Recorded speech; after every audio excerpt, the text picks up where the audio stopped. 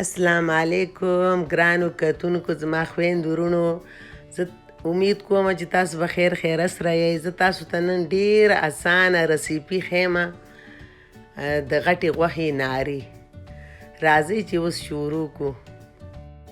دا مې 1 کیلو غوښه ده، غټه غوښه. دا پیاز دي، دا شان مساله ده، شان نهاري مساله. دا تیل دی 1 پیاله، دا 2 چمچې اوړه دي،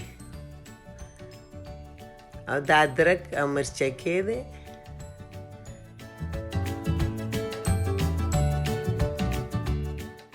اوس مې دا تیل په کوکر کې واچولو.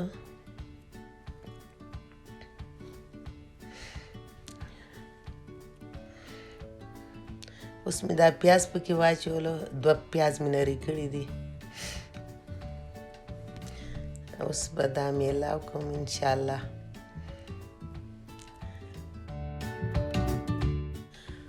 اوس زما پیاز ښه سره شوللو.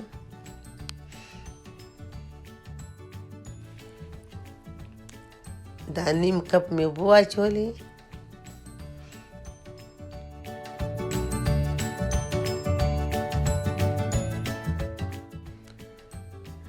دا مې شان نهاري مساله واچوله. 1 کیلو کې 1 پیکټ لګي، خو ما لږه کمه واچوله، لکه موږ مرچکې کم خورو لکه.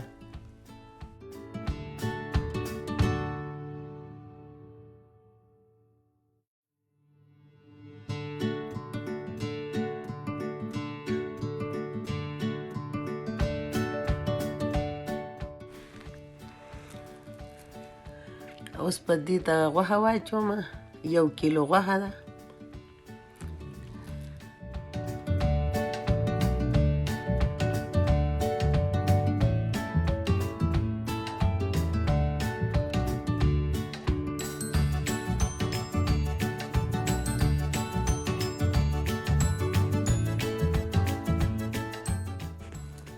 اوس دا لږه مالګه مې پکې نوره واچوله.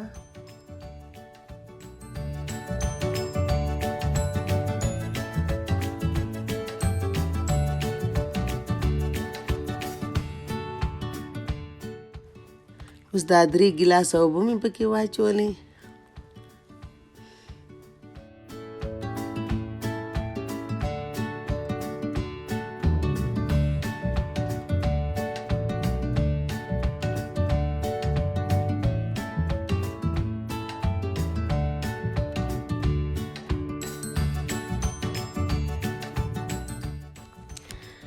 په دې مې اوس ډکنه کېښوله. نو دا مې د 30 منټو لپاره به په چوله کېږدم کوکر.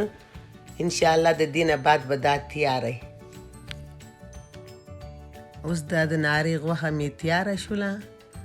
اوس د دې نه بعد به زه لږه د دې نه دا کړي دا ګریبي به کوزه کړمه په بلې پیالۍ کې.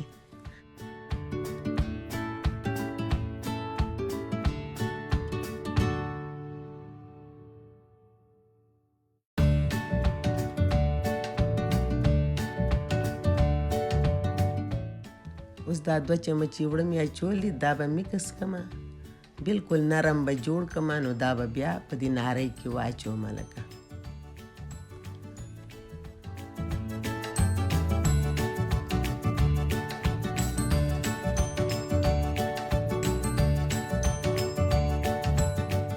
اوس مې دا اوړه بلکل نرم جوړ کړو شیرې په شان. دا به اوس زه په دې نهارۍ کې واچومه.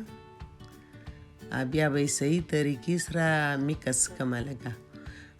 بیا به یې کم سے کم 15 منټه به په دې د پخولو لګي.